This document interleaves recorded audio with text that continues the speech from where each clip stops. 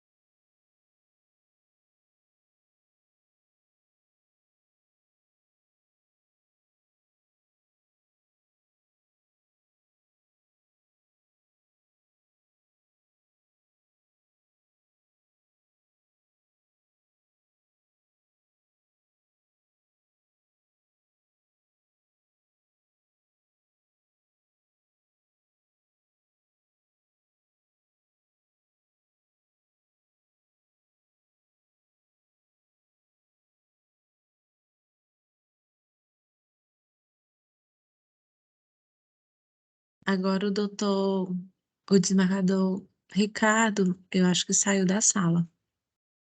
Tô tentando ver aqui o que aconteceu. Só um minuto.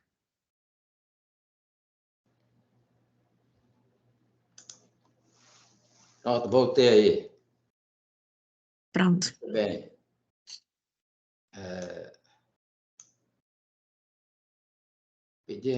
bom, a composição já completa da nossa Câmara, com a presença da ilustre procuradora, doutora Catarina, cumprimentando-a também nesta oportunidade e renovando a todos os demais pares, com que eu já tive a oportunidade de interagir, a doutora secretária, o advogado, doutor Igor, que se apresentou já. E quanto ao Estado, quem é que está aí? É o doutor Saul? O Estado pediu sustentação oral, mas o procurador do Estado me enviou mensagem ontem dizendo que não seria mais necessário. Tá, ok. Então, e a gente vai começar pelo 2 da pauta, é? Sim. Tá certo. É o caso que foi adiado na semana passada e hoje nós vamos retomar esse julgamento praticamente do zero, né? E eu vou renovar a todos a oportunidade de se manifestarem novamente. Já vista a presença do desembargador Fernando Lopes nesta sessão e como a gente não chegou a adentrar o mérito dessa questão, eu vou reoportunizar a todos, né, que procedam ao debate. E eu vou começar pedindo sempre a Deus que nos ilumine para bem julgarmos essas questões e a doutora secretária que faça a leitura da ata da sessão anterior. Bom dia a todos. Ata de julgamento da Terceira Câmara de Direito Público, realizada no dia 2 de março de 2023, publicada no Diário da Justiça, número 9543, de 6 de março, e até a presente data não foi impugnada. Ata em discussão, diante do silêncio, eu dou a ata por aprovada. Muito bem. Como eu disse, nós vamos retomar a questão aqui e eu vou passar a palavra ao representante, né, dos apelantes aqui, no caso do município de Campo Maior e Nogueira, quem por eles aí estiver apto a falar, eu vou conceder a palavra pelo tempo regulamentar de 15 minutos. Obrigado, Excelência. Aqui, Diego Alencar, advogado, falando pelo apelante Nogueira e Nogueira. Posso iniciar? Pode. É só você que vai falar pelas duas partes ou não? Não, eu estou falando pelo Nogueira e Nogueira. Eu acredito que O doutor Ivan está presente. Doutor Ivan, pelo município de Campo Maior, doutor Ivan? Isso. Pois é, as defesas, elas mais ou menos se confundem. Então, eu pediria que dividisse esse tempo aí, oportunamente, para o exercício da defesa de cada um. Obrigado. Certo, Excelência. Inicialmente, Excelência, pois, já que o advogado do município está aqui, a questão de ordem que levantou, eu vou deixar para que ele se manifeste, da qual nós fazemos escolha e concordamos. No entanto, na apelação do Nogueira e Nogueira, em relação a essa ação, foi apontada algumas preliminares em relação à nulidade da sentença por ofensa do artigo 9º e 10 do CPC, porque, primeiro, não houve oportunidade de se manifestar sobre produção de provas. E aqui é um grande problema, o contraditório, porque, na sentença, o juiz ele entendeu que as partes, os réus e aqui os apelantes, não comprovaram a regularidade da contratação, mas ele não permitiu a produção de provas. Ainda fez pior. A sentença, eu não sei se foi um equívoco, mas na sentença consta que as partes foram intimadas a prestar esclarecimentos, ajustes e quedaram-se inertes. Esse despacho não ocorreu. Talvez isso aí seja um texto que veio repetido de outro processo, mas esse despacho não ocorreu. Certo? Então, as partes não tiveram a oportunidade de se manifestar sobre produção de provas. E também a OAB, ela tentou ingressar com amicus curiae, como terceiro interessado, justamente porque envolve o exercício da advocacia, e foi indeferido a participação da OAB, e a OAB não foi intimada desse seu indeferimento. Então, tudo isso aí, a nosso ver, como preliminar, eles geram a nulidade da sentença e para que seja devolvido e seja refeito. No entanto, eu acho que a questão de mérito ela é mais importante. No caso, a sentença ela considerou, porque aqui, só fazendo um pequeno resumo, é a contratação do escritório de advocacia por inexigibilidade de licitação. A ação e a sentença elas consideraram que não havia singularidade. Só que eles consideraram como singularidade como se fossem causas únicas. E singularidade não é isso. Singularidade é o objeto. O objeto aqui é a advocacia pública.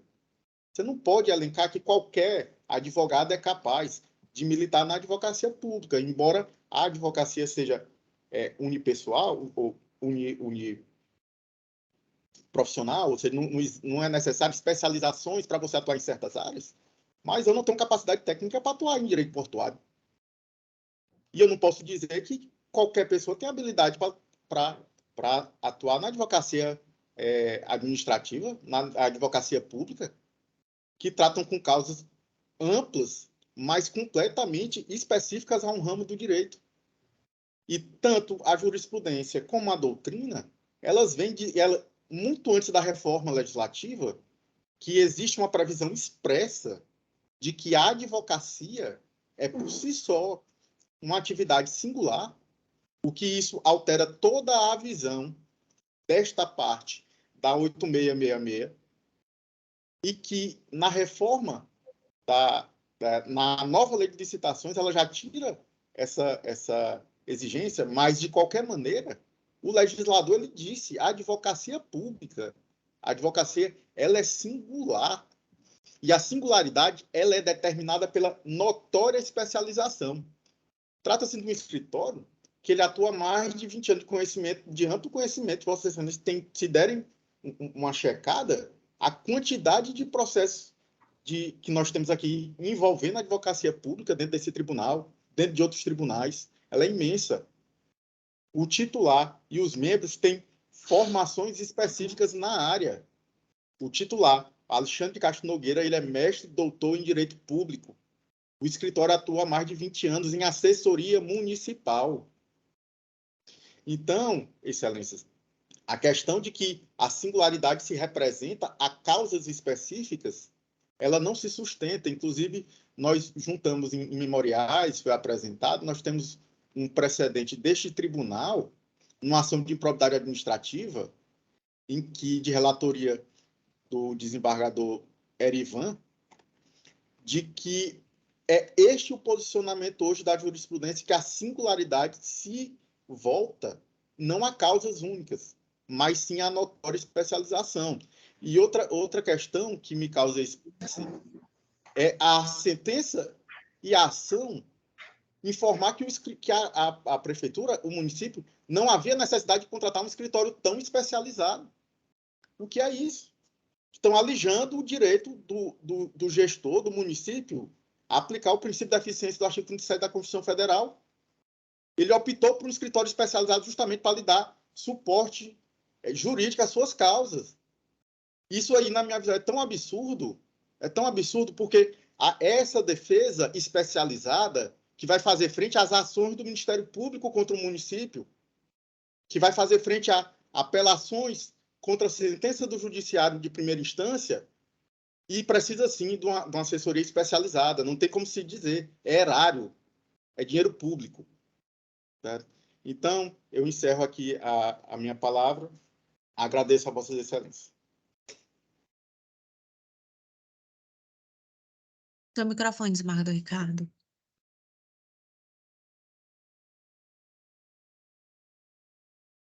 Obrigado, doutor Diego, pela sua participação. Passo a palavra imediatamente ao doutor Ivan para a sua sustentação. Bom dia, excelente desembargador presidente da Secretaria da Terceira Câmara de Direito Público, ao salve demais, doutor Dioclésio, doutor Fernando Lopes, representante do Ministério Público, doutora Catarina, e a secretária Natália está secretária do serviço dessa Terceira Câmara. Sim, como bem o desembargador Cagnitti falou, o Fernando Lopes, o desembargador Fernando está participando agora, eu vou trazer um pouco sobre a demanda que está aqui em julgamento agora. Trata-se de uma operação civil, né, interposta tanto pelo município de Campo Maior como por Nogueiras Sociedade de Advogados, em face da sentença proferida pelo juízo da segunda vara da comarca de Campo Maior, certo? O Ministério Público ajuiza uma ação civil pública em face do município do escritório de advocacia, alegando que o município estaria utilizando do procedimento de inexigibilidade para contratação de escritório de advocacia para prestar serviço de assessoria jurídica de forma inadequada, que seria por procedimento de inexigibilidade, certo? O juiz sentenciou por um simples motivo, e essa é a questão central de todo o tema trazido aqui nessa corte, que o serviço de advocacia não seria singular, mas sim genérico, né? Seriam serviços ordinários, não teriam o caráter de singularidade exigido na Lei 8.666, certo? Ocorre que nesse interim, né, no trâmite da ação foi ajuizada em 2017, sentenciada em 2019, contudo, adveio a Lei Federal 14.039 de 2020, que alterou o Estatuto da OAB. O que é que diz a lei? A lei agora diz que o serviço advocatício, por sua natureza, ele é singular e técnico, ou seja, superou toda essa discussão. Por quê? Porque era um tema bastante debatido na jurisprudência, tanto na doutrina, a questão da abrangência do significado de singularidade previsto na lei anterior, na Lei 8.666, no artigo 25, certo? Contudo, com essa discussão e a luta pela advocacia, né, a luta árdua a questão de combater essa criminalização do serviço de advocacia, veio a Lei 14.039, que conferiu singularidade ao serviço de advogado. Essa questão já está superada. Inclusive, a nova lei de licitações, né, a Lei 14.133 de 2021, ela deixou, inclusive, de prever essa questão dos requisitos de inexigibilidade para a contratação de causa de serviço jurídico, a questão da singularidade. Não é que ela deixou de exigir a singularidade, doutor Dioclésio e doutor Fernando Lopes, mas com a nova lei, que alterou o Estatuto da OAB, os serviços advocatícios são reconhecidamente, por sua natureza, técnico e singular. A singularidade agora é inerente ao serviço da advocacia. Por isso foi desnecessária essa questão, essa previsão da exigência, certo? Então, essa questão está superada já. Na questão de ordem, inclusive, o doutor Fernando Lopes trouxe um precedente recente do STJ, ainda que em âmbito criminal, certo? Mas, até venha para citar aqui o precedente, assim, que o STJ entendeu que, conforme disposto no artigo 74, inciso 3 da nova lei de licitação, o Estatuto da Advocacia, e no artigo 3º, alinhado do Estatuto da Advocacia, o requisito da singularidade do serviço advogativo foi suprimido pelo legislador, devendo só ser demonstrada a notória especialização do agente contratado e a natureza intelectual do trabalho a ser prestado. Então, hoje existe só a questão da notória especialização e a natureza intelectual do serviço ser prestado. O serviço de advocacia, por sua natureza, reconhecidamente singular hoje do serviço de advocacia. Por essas razões, é que a gente requer que seja acolhida a questão de ordem e, não sendo acolhida a questão de ordem, no mérito da improcedência da ação. Muito obrigado. Muito obrigado, doutor Ivan. Então, eu acho que os nobres julgadores já entenderam aí o ponto controverso da questão, mas antes de passarmos à análise desse caso, eu vou conceder a palavra à doutora procuradora, já vista que, em razão dessa preliminar sustentada aí na sessão passada da perda superveniente do objeto, eu passo e diante do seu pedido de vista, eu passo a palavra à doutora Catarina Gadelha, né, para a sua sustentação. Bom dia a todos, com um abraço afetuoso. E eu passo a falar sobre a questão de ordem de número 10, 21, 92, 85, que se encontra juntada pelo município de Campo Maior, Piauí. Durante a sessão ordinária, por videoconferência, realizada pela terceira Câmara Pública de Direito Público, presidida pelo excelentíssimo senhor desembargador Gentil Lário. A presente questão de ordem tem como ponto central a perda superveniente do interesse de agir pela perda do objeto da referida ação civil pública em epígrafe, tendo em vista as alterações promovidas pela Lei 14.133 do ano 2021, que é a nova Lei de Licitações, e a Lei 14.039/2020, que alterou o Estatuto da OAB. Entende o município de Campo Maior, Piauí, que se trata de matéria de ordem pública, que inclusive pode ser conhecida de ofício por esse Tribunal de Justiça, que não está sujeita a inovação recursal ou preclusão.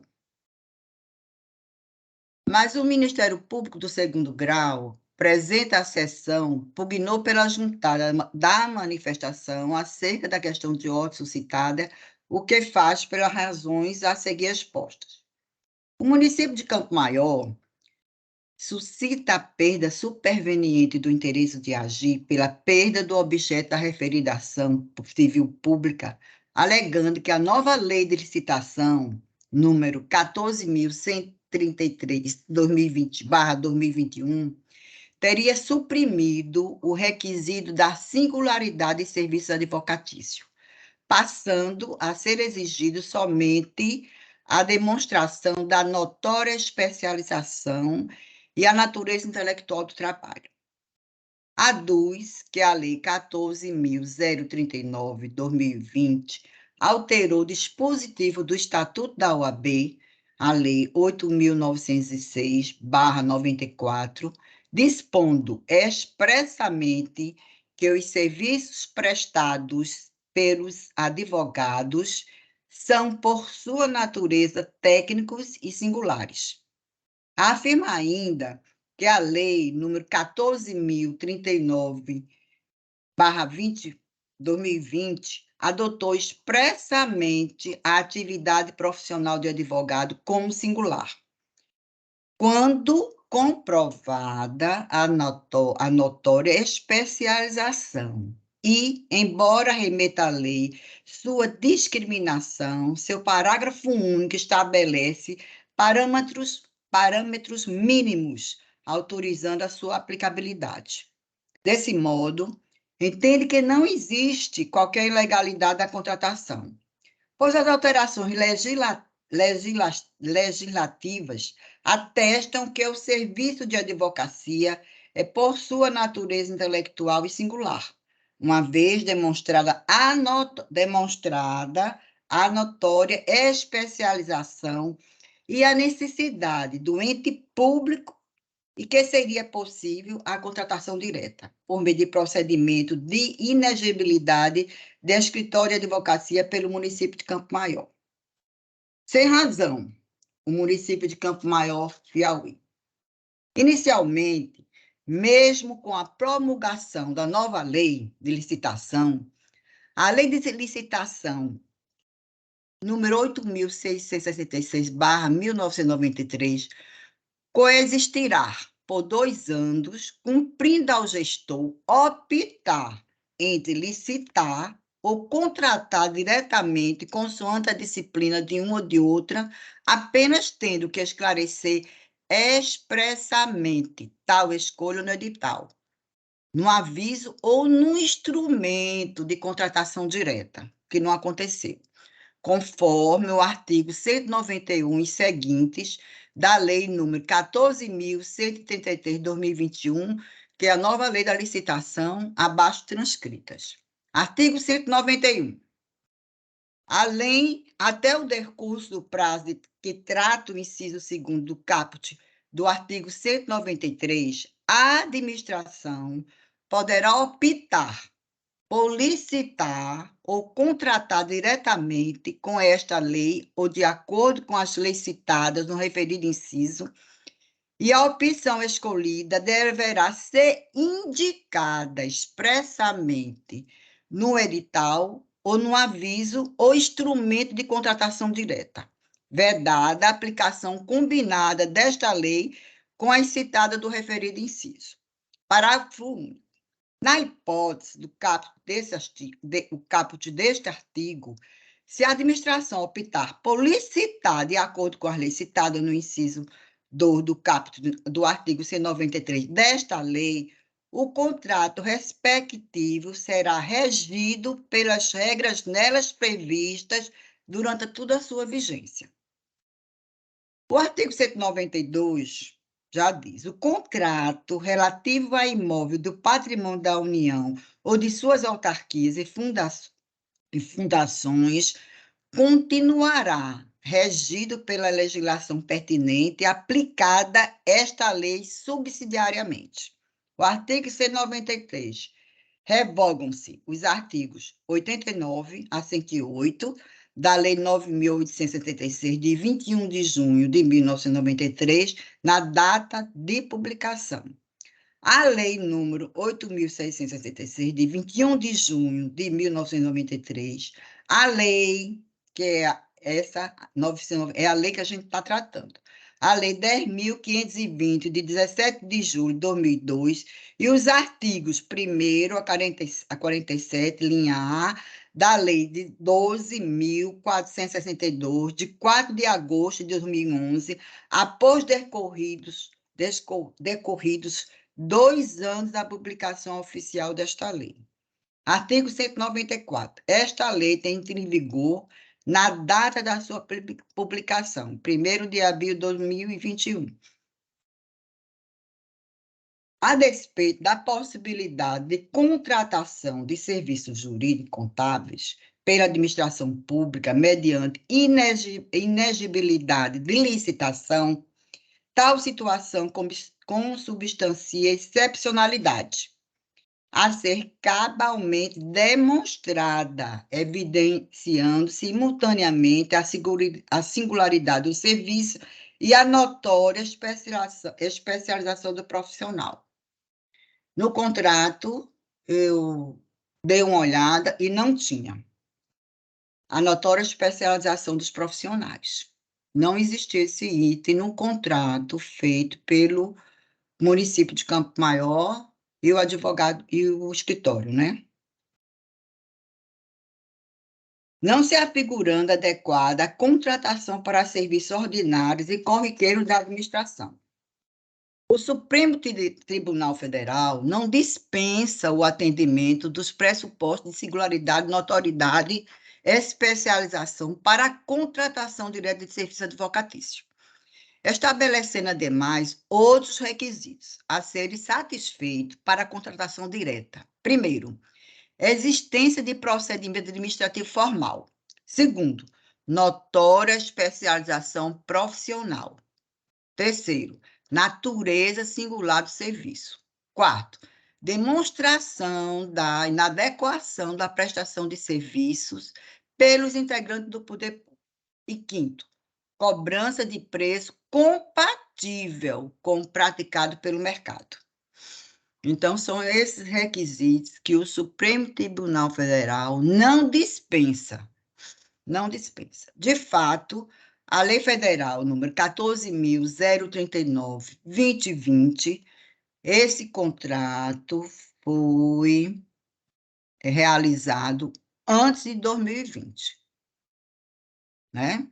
Realizou recentemente alteração no Estatuto da Advocacia e Ordem dos Advogados do Brasil, Lei 8.906 de 1994, e no Estatuto dos Contadores, Decreto-Lei 9.295/1946, e passou a prever expressamente em tais diplomas que os serviços prestados por advogado e por contadores possuem natureza técnica e singular, quando comprovada a notória especialização.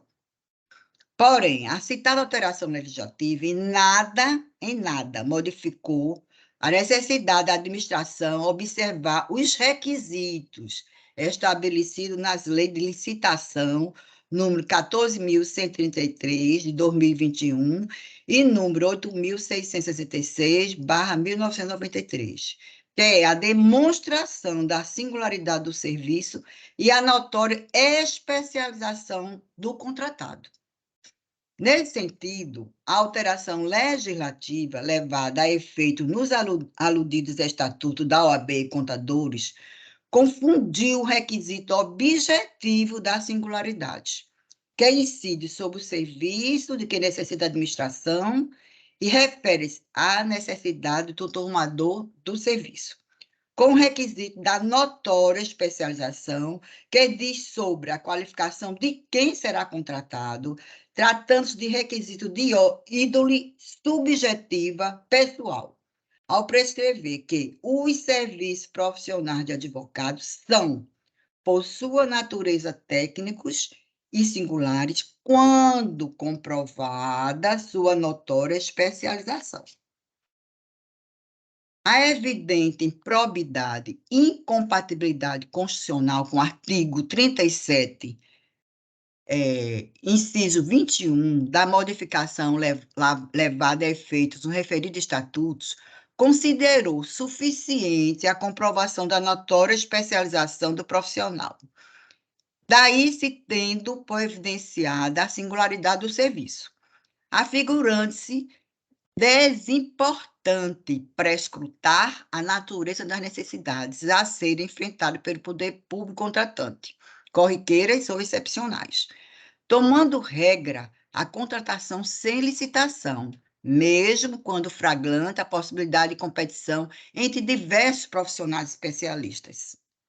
No entanto, a alteração ditada pela Lei Federal número 14.039/2020 não modificou os termos do artigo 25, inciso 2, da Lei número 8.666/93, para reduzir os requisitos de inexigibilidade apenas à notória especialização, especialmente em face que a disposição da Lei de Licitações visa atender ao comando constitucional estabelecido no artigo 37, caput inciso 21, que diz, no artigo 37, a administração pública, direta e indireta, de qualquer dos poderes da União, dos Estados, do Distrito Federal e dos municípios, obedecerá aos princípios de legalidade, impessoalidade, moralidade, publicidade e eficiência. E também ao seguinte: ressalvados os casos especificados na legislação, as obras, serviços, compras e alienações serão contratados mediante processo de licitação pública que assegure igualdade de condições a todos os concorrentes, com cláusulas que estabeleçam obrigação de pagamento, mantidas as condições efetivas da proposta nos termos da lei, o qual somente permitirá a exigência de qualificação técnica e econômica dispensáveis à garantia do cumprimento das obrigações. Ademais, a especialidade da matéria tratada pela Lei nº 8.666/93 cuida da disciplina das licitações e contratações públicas, que não foi objeto da Lei nº 14.039/2020, que é a atual, que, por sua vez, não dispõe sobre o tema. Repita-se a citada alteração legislativa e nada modificou a necessidade da administração observar os requisitos estabelecidos na lei da licitação, qual seja a demonstração da singularidade do serviço e a notória especialização do contratado, nos casos de inexigibilidade para a contratação direta. A jurisprudência, inclusive, materializa após a aludida alteração legislativa. É firme ao afirmar a indispensabilidade da coexistência de ambos, e bem distinguidos requisitos, singularidades e notoriedades, notória especialização, conforme julgado abaixo, transcrito. Aí tem o acordo de origem destoa da atual jurisprudência que se firmou no sentido de que as contratações de serviços de advocacia fala sobre isso, sobre a exigência, né, da demonstração. A necessidade de licitação para a contratação de serviços de advocacia, conforme se observa 67 acordo. Ele trata sobre isso. Aí tem julgados de Goiás, tem julgado do tribunal. Vou ler aqui de Minas Gerais, Tribunal de Minas Gerais. Violação ao princípio da dialeticidade, inocorrência, recebimento da inicial, artigo 17, parágrafo 6º, da Lei 8.429/92. Licitação, inexigibilidade, assessoria e consultoria jurídica, objeto do contrato, singularidade do serviço, inexistência, indícios de ato improbo, dilação probatória, imprescindibilidade, recurso provido, sentença cassada. Impugnados os fundamentos da sentença no recurso, não há de que se falar em violação ao princípio da dialeticidade. A propositura da ação de improbidade administrativa pode se basear em indícios da existência de ato improbo, conforme dispõe o artigo 17, parágrafo 6º da Lei na Lei número 8.429/92. 3. Tratando-se de contratação de escritório de advocacia, só se admite a dispensa de licitação quando houver singularidade do serviço a ser prestado e notória especialização do contratado. Assim, entendido profissional cujo conceito, no campo de sua especialidade, decorrente de sua atuação e outros atributos, permite inferir que seu trabalho é essencial e indiscutivelmente o mais adequado à plena satisfação do objeto do contrato, a ponto de inviabilizar a competição. 4. Havendo indício de que a prestação de serviço contratada não se reveste da singularidade apta a ensejar a contratação direta, deve ser autorizada a deflagração de ação de improbidade, com vistas ao regular processamento, oportunizando-se aos litigantes o amplo contraditório, a produção de provas para o adequado esclarecimento dos fatos, narrados na inicial. Recurso provido, sentença cassada, Tribunal de Justiça, Minas Gerais. Em 5/3/2021. Tem outra aqui, processual civil administrativo, embargo de divergente, contratação de advogados sem licitação, acordo embargado. Mesmo sentido da jurisprudência, regras técnicas de admissibilidade, discussão, descabimento, acordos recorridos, paradigmas, similitude fática, inexistência de embargo de divergência não conhecido. O cabimento dos embargos de divergência está condicionado à demonstração de que a atual dissídio jurisprudencial entre os órgãos julgadores desta Corte Superior 2. A tese veiculada no acordo apontado como paradigma, no sentido de que a natureza do serviço de advocacia autoriza, como regra, a contratação direta de advogado pelo poder público sem prévia licitação. Não prevalece no âmbito da primeira turma do Superior Tribunal de Justiça. 3. Os precedentes mais atuais sobre a matéria demonstram que o entendimento preponderante daquele órgão julgador caminha no sentido oposto, isto é, o de que a contratação de serviços advocatícios pelos entes públicos submete-se, na via de regra, ao processo licitatório, salvo comprovação das exceções legais, ou seja, quando for o caso de serviço de natureza singular a ser realizado por profissionais com notória especialização. Por conseguinte, considerando-se que o entendimento mais recente da primeira turma sobre a matéria está em consonância com a orientação constante no acordo recorrido, os embargos de divergência são descabidos. De acordo com a jurisprudência do Superior Tribunal de Justiça, os embargos de divergência não se prestam a rediscutir as regras técnicas de admissibilidade do recurso especial.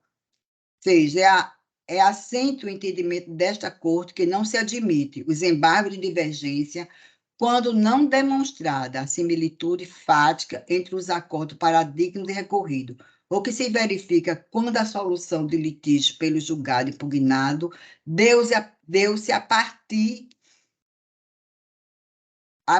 das peculiaridades do caso concreto, como na hipótese, embargo de divergência não conhecido. Acórdão, ministro Fernandes, primeira sessão, em 18 de 2 de 2020. E assim vão outros, né? Muitos, são muitos. Como eu juntei já a análise da questão de ordem nos autos, poderá ser, não é, manuseado. Esses outros são muitos acordos nesse sentido. Vale destacar que singular é a necessidade especial da administração. Com efeito, é a necessidade singular, peculiar e excepcional da administração, aliada à especial e destacada habilidade profissional do contratado. Indispensável o atendimento adequado daquela necessidade, que justifica a contratação direta por inexigibilidade de licitação.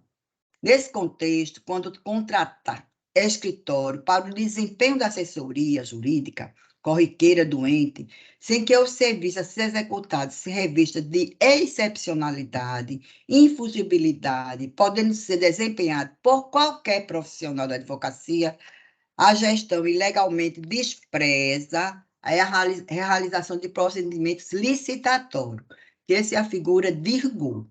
Outro sim, a notória especialização do contratado também deve ser demonstrada no procedimento licitatório adotado. Tem que ser demonstrada no ato do contrato ou no procedimento licitatório.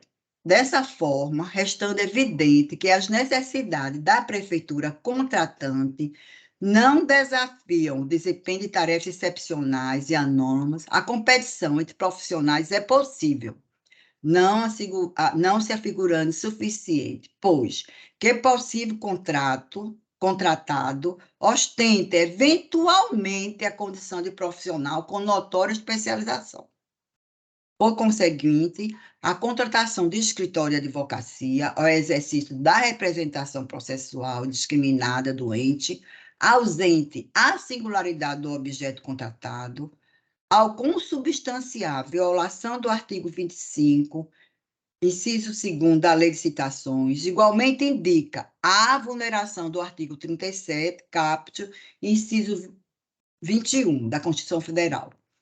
Em evidente situação de inconstitucionalidade, com a possibilidade de incursão do gestor em ato de improbidade administrativa.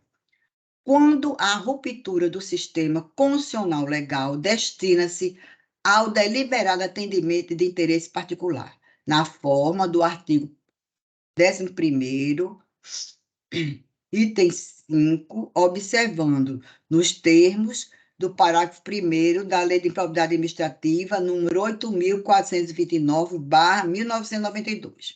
Embora a nova Lei de Licitações não tenha expressamente aludido à singularidade como um requisito à contratação direta de escritório de advocacia, é de se ter presente que a necessidade de evidenciar a possibilidade de estabelecer eficaz competição persiste, já que na exigência da inexigibilidade que excepciona o dever constitucional de licitar, na forma do artigo 74 da Lei 14.133/2021, abaixo transcrita. Artigo 74.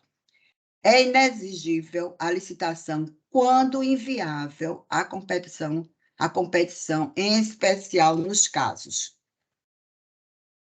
Primeiro, aquisição de materiais, de equipamento, de gêneros ou contratação de serviços que só possam ser fornecidos por produtor, expressa ou representante comercial exclusivo.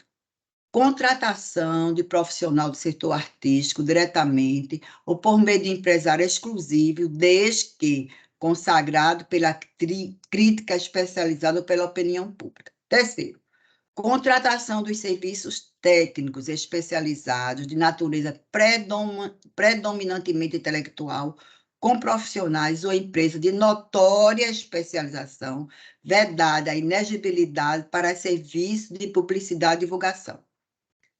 A. Estudos técnicos, planejamento, projeto básico ou projeto executivo. B.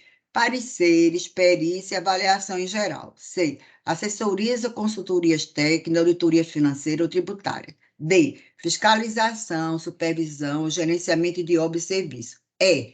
Patrocínio ou defesa de causas judiciais ou administrativas. E. Treinamento e aperfeiçoamento de pessoal. G. Restauração de obra de arte, bem de valor histórico. H. Controle de qualidade tecnológica, análise, testes e ensaio de canso. Aí vai. Aí tem o parágrafo 1º. Para fins do disposto do inciso 1º do caput deste artigo, a administração deverá demonstrar a inviabilidade de competição mediante atestado de exclusividade, contrato de exclusividade, declaração do fabricante ou por outro documento idôneo capaz de comprovar que o objeto é fornecido ou prestado por produtor, empresa ou representante comercial exclusivo, vedada a preferência de marca específica. Ademais, mesmo sob o enfoque da nova lei de licitações, mostra-se ilícita a contratação direta de escritório de advocacia para o desempenho da representação judicial corriqueira do ente público, quando o estabelecimento de competição entre profissionais é evidentemente possível. Deveras, não se afigura ajustado o argumento de que não se poderia estabelecer competição entre profissionais da advocacia quando o ente público procura contratá-lo ao exercício de assessoria que caracteriza a rotina usual e comezinha da administração, bem assim aludir à confiança que deveria existir entre a autoridade destinatária da assessoria e o contratado, já que o desempenho da assessoria reflete o exercício de serviço técnico e impessoal, dissociado da autoridade administrativa, destinado à municipalidade, não se confundindo com a criação de cargo comissionado que se destina à assessoria pessoal da autoridade nomeante. Portanto, pelas razões ora expostas, o Ministério Público de segundo grau opina pela rejeição da presente questão de ordem, pois as alterações promovidas pela Lei de Licitação número 14.133/2021 e pela Lei número 14.039/2020, que alterou o Estatuto da OAB, em nada altera o regime de contratações celebrada com base na Lei 8.666/1993, motivo pelo qual o Ministério Público ratifica o parecer de mérito número 75, 11, 758, página 1, dígito 10, em todos os seus termos, quando concluiu pelo improvimento do recurso e manutenção da sentença hora combatida. É o parecer salvo melhor juízo, 3 de março de 2023. Muito bem. Senhor desembargador, é isso que eu tenho a dizer. Não, E muito obrigado pela palavra. parecer, né, criterioso, parecer zeloso em defesa dessa posição adotada pelo Ministério Público. Louvável, portanto, a atuação da ilustre procuradora. Como os julgadores podem perceber, ela dividiu em duas partes esse seu parecer. A primeira parte dedicada a rechaçar a questão de ordem, né, pelos motivos aí aduzidos, e a segunda parte adentra ao mérito da questão. Eu quero dizer que, quanto à questão de ordem, seus julgadores, eu também a afasto. Adotando, em parte, os argumentos deduzidos pelo Ministério Público, e para dizer também que a nossa decisão ela já é calcada, né, na recente Lei 14.039 de 2020. Portanto, também eu estou afastando essa questão de ordem em razão da coexistência, como bem demonstrado pela ilustre procuradora da Lei de Licitações, que caberia, sim, a gente adentrar ao mérito dessa questão. É como eu estou votando, desembargador Fernando Lopes. A questão de ordem acompanho, Vossa Excelência. Agora eu vi aqui no início o doutor Diego Alencar falando em preliminares. Ele levantou aí também uma preliminar, eu ia tocar nesse assunto, de não participação do Ministério Público, da OAB, né? A OAB não é parte desse processo, né? E essa questão ela está sendo levantada aqui hoje, né? E eu estou rechaçando também, porque não é parte, e a posição da OAB nesse processo é mais ou menos conhecida, né? Ela se confunde também com o mérito desse recurso, e como ela não foi debatida, eu também estou afastando essa preliminar aí de não participação, porque ele podia participar era com a mixtura, né? Essa questão aqui. E penso eu que não há muita necessidade. Então, porque seria uma posição em defesa do seu estatuto, né? E não seria outra posição da OAB. Então, nesse caso aqui, é disquiciando a sua participação. Como eu voto, senhor julgador, desembargador Fernando? Também acompanho Vossa Excelência. Tem outra também que ele suscitou, que é a falta de oportunidade das partes manifestadas sobre a produção de prova. Não sei se tem no processo esse momento, se o juiz deu essa oportunidade. Não, eu também não verifiquei isso, tudo foi oportunizado, o processo é matéria de direito, né? Não havia essa necessidade, o juiz julgou o processo em razão disso, porque não há o que mais produzir, a não ser aquilo que já foi levado aos autos.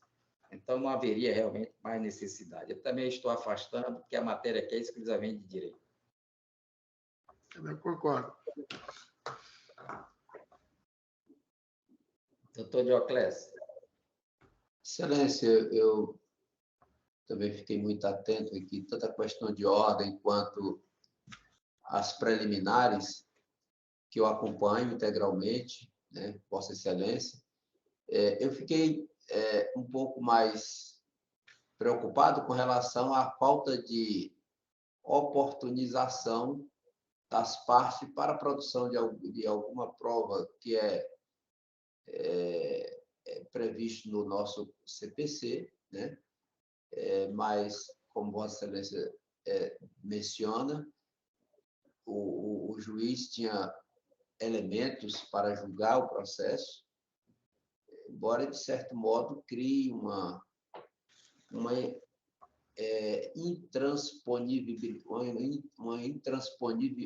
intransponível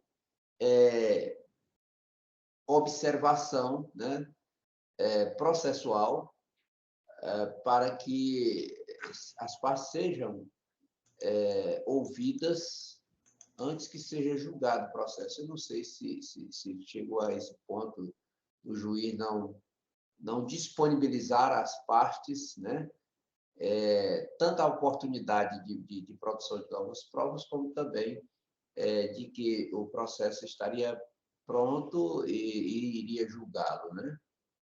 Eu confesso que não verifiquei isso no processo, essa falta de oportunidade, ou que não foi dada essa oportunidade. Não verifiquei isso. A matéria foi examinada pelo julgador à luz daquilo que fora posto e, sinceramente, eu acho que não há necessidade de qualquer tipo de alteração por conta desse particular aí, porque não houve cerceamento de defesa, no meu entender, senhores julgadores. Se dá sem acompanhar, Vossa Excelência, integralmente, Excelência. Pois não. A unanimidade, portanto, foram rejeitadas as preliminares suscitadas. Quanto ao mérito, verifica-se, senhores julgadores, que o cerne da demanda consiste em saber se é legal ou não a contratação e prestação de serviços celebrado pelo município de Campo Maior, com Nogueira e Nogueira Sociedade de Advogados, que deu origem a contratos sem a realização de licitação. Nesta perspectiva, as alegações dos apelantes devem prosperar. Em primeiro lugar, porque a Lei de Licitações, a Lei 8.666 de 93, diz que é inexigível a licitação quando houver inviabilidade de competição, em especial para a contratação de serviços técnicos de natureza singular, com profissionais ou empresas de notória especialização. O que diz o artigo 25 da citada lei? É inexigível a licitação quando houver inviabilidade de competição, em especial, inciso 2º, para a contratação de serviços técnicos enumerados no artigo 13 desta lei, de natureza singular, com profissionais ou empresas de notória especialização, vedada a inexigibilidade para serviços de publicidade e divulgação. Em segundo lugar, porque a orientação do STJ considera que, eu vou citar aqui a ementa de um julgado da relatoria do ministro Napoleão Nunes Maia Filho, né? Do RESP 1.192.332 do Rio Grande do Sul. No ponto que interessa, é impossível aferir, mediante processo licitatório, o trabalho intelectual do advogado, pois trata-se de prestação de serviço de natureza personalíssima e singular, mostrando-se patente a inviabilidade de competição. A singularidade dos serviços prestados pelo advogado consiste em seus conhecimentos individuais, estando ligada à sua capacidade profissional, sendo dessa forma inviável escolher o melhor profissional para prestar serviço de natureza intelectual por meio de licitação, pois tal mensuração não se funda em critérios objetivos, como o menor preço, por exemplo. Diante da natureza intelectual e singular dos serviços de assessoria jurídica, fincados principalmente na relação de confiança, é lícito ao administrador, desde que movido pelo interesse público, utilizar a discricionariedade que lhe foi conferida pela lei para a escolha do melhor profissional, fecho aspas. Em terceiro lugar, porque a recente lei 14.039 de 2020 alterou o Estatuto da OAB para declarar que os serviços profissionais de advogados são, por sua natureza, técnicos e singulares, quando comprovada sua especialização, exatamente como prevê a exceção da Lei de Licitações. O artigo 1º da Lei 8.906, de 4 de julho de 94, que é o Estatuto da OAB, passa a vigorar acrescido do seguinte artigo 3º-A.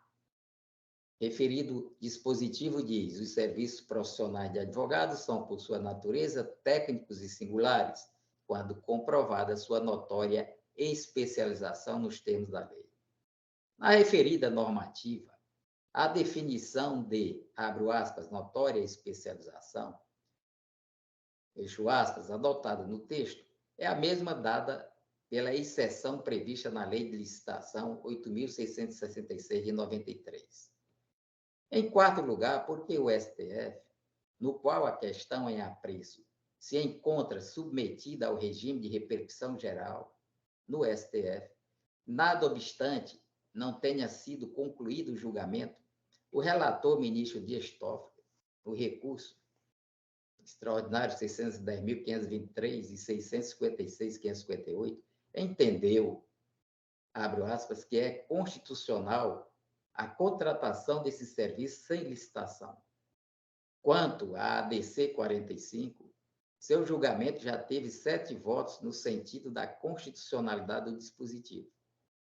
O do relator ministro Barroso e dos ministros que o acompanharam, Marco Aurélio, Carmen Lúcia, Alexandre de Moraes, Fachin, Lewandowski e Toffoli. Em quinto lugar, porque o município apelante não dispõe de uma procuradoria-geral regulamentada por lei, com uma efetiva estruturação do órgão, configurada, portanto, a inadequação da prestação de serviço por integrantes do poder público.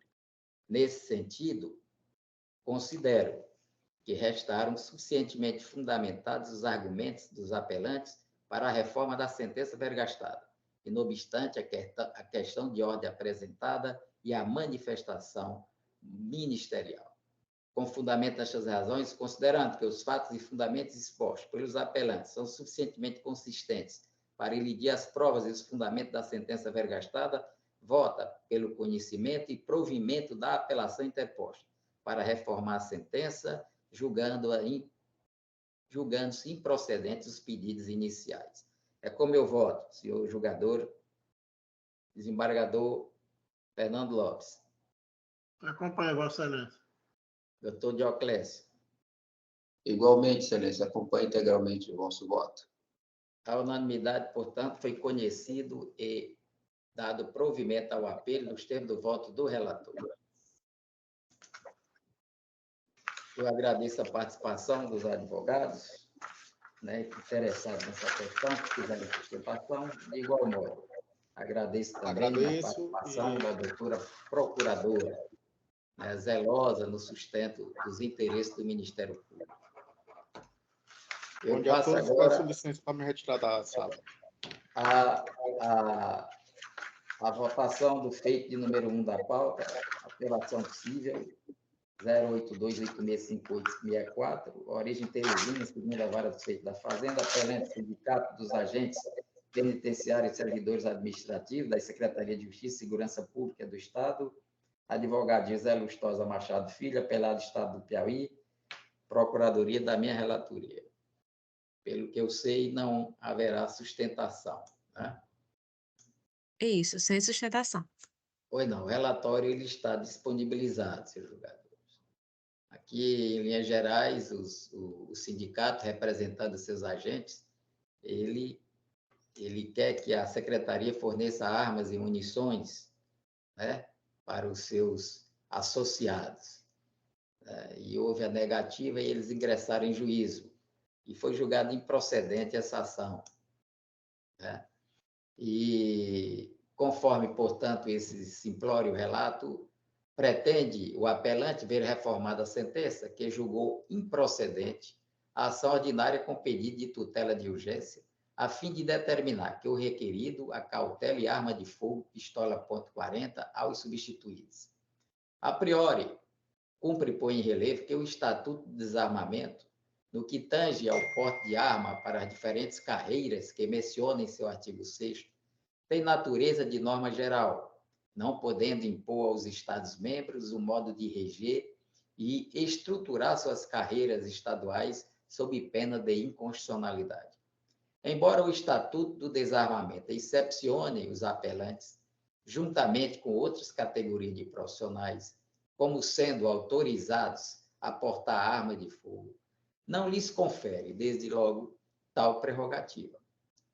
Ou seja, os Estados-membros podem autorizar no âmbito estadual o porte e uso de arma de fogo pelos apelantes, dentro ou fora de serviço, desde que em razão dele, mas sem cunho de obrigatoriedade. Assim sendo, em âmbito estadual, o artigo 43 da Lei número 5.377/04 assevera, abro aspas, os agentes penitenciários e monitores terão direito a uma arma de fogo de propriedade do Estado, ficando responsável por qualquer dano, desvio ou extravio para o qual concorram culposamente, fecho aspas. Porém, o que ocorre é que a emissão de tal porte é ato administrativo discricionário, sujeito ao juízo de conveniência e oportunidade a ser observado caso a caso por parte da Secretaria de Justiça, a que são subordinados esses servidores, pois caso o Estado opte por armar aquelas categorias de serviço, deverão fazê-lo nos termos da regulamentação da portaria, por mim aqui citada, da Secretaria de Justiça do Estado do Piauí, que dispõe. Eu vou fazer a leitura em razão da natureza do digesto legal. Esta portaria estabelece diretrizes e mecanismos de fiscalização e controle interno para fins de autorização de porte de arma de fogo, pistola .40, com cautela individual pertencente ao patrimônio público da Secretaria de Justiça aos integrantes da carreira de agente penitenciário do Piauí, observados os critérios de conveniência e oportunidade. Artigo 2º, o agente penitenciário interessado em obter autorização de que trata esta portaria deverá apresentar requerimento administrativo ao secretário de Justiça, contendo os seguintes documentos. Aí elenca aqui, né? Fecho aspas. Desse modo, senhores julgadores, as disposições contidas no artigo 2º, incisos supracitados, ainda que preenchidas por aqueles que pretendem obter autorização para arma de fogo, não lhes traduz direito subjetivo ao acautelamento à arma de fogo pistola .40. Na lição de Maria Silvia de Pietro, a autorização administrativa em sentido amplo é, abro aspas, o ato administrativo unilateral, discricionário e precário, pelo qual a administração faculta ao particular o uso de bem público, autorização de uso, ou a prestação de serviço público, autorização de serviço público, ou o desempenho de atividade material, ou a prática de ato que, sem este consentimento, seria legalmente proibidos. Autorização como ato de polícia. Então, isso aí está no livro dela, Direito Administrativo, 25ª edição, editora Atlas.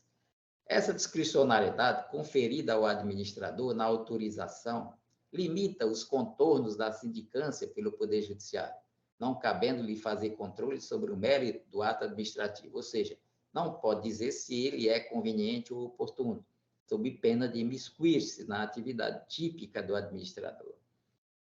Em homenagem ao princípio da separação dos poderes, previsto no artigo 2º, né, da Constituição, não cabe ao Poder Judiciário, no exercício do controle jurisdicional, interferir no mérito do ato administrativo, o qual goza de presunção de veracidade como atributo.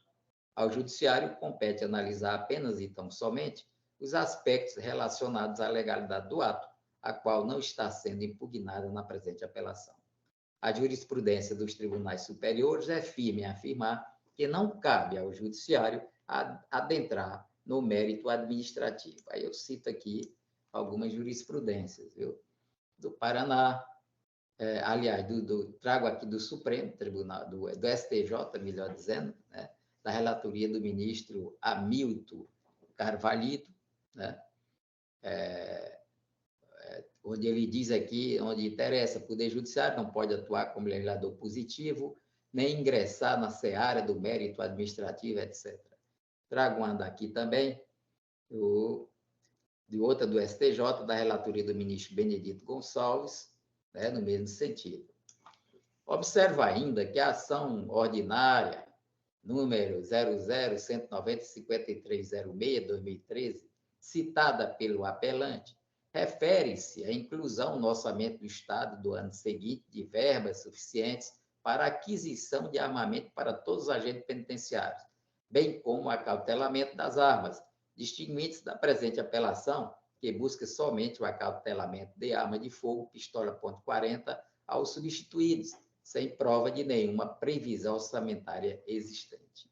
Assim, não cabe ao Poder Judiciário imiscuir-se tão diretamente em assuntos internos da administração, pois deve prevalecer os critérios de conveniência e oportunidade.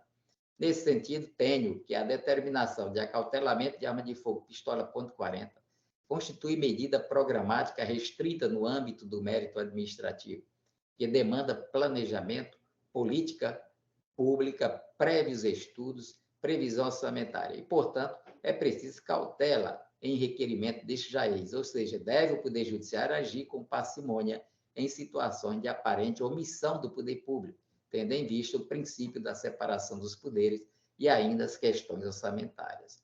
Logo, forçoso concluir que agiu com acerto o juiz de primeiro grau, que, ante o poder discricionário do qual está investida a administração, lhe possibilita, dentro dos limites da legalidade, pesar a conveniência de seus atos, não poder do Poder Judiciário analisar o mérito do ato administrativo, que julgou improcedentes os pedidos constantes e julgou o juiz improcedentes os pedidos constantes na inicial e extinguiu o feito com fulcro no artigo 487, inciso 1º do CPC, além de condenar os autores ora apelantes nas custas processuais e honorários advocatícios, arbitrado em 10% sobre o valor da causa, razão pela qual deve ser mantida a sentença recorrida.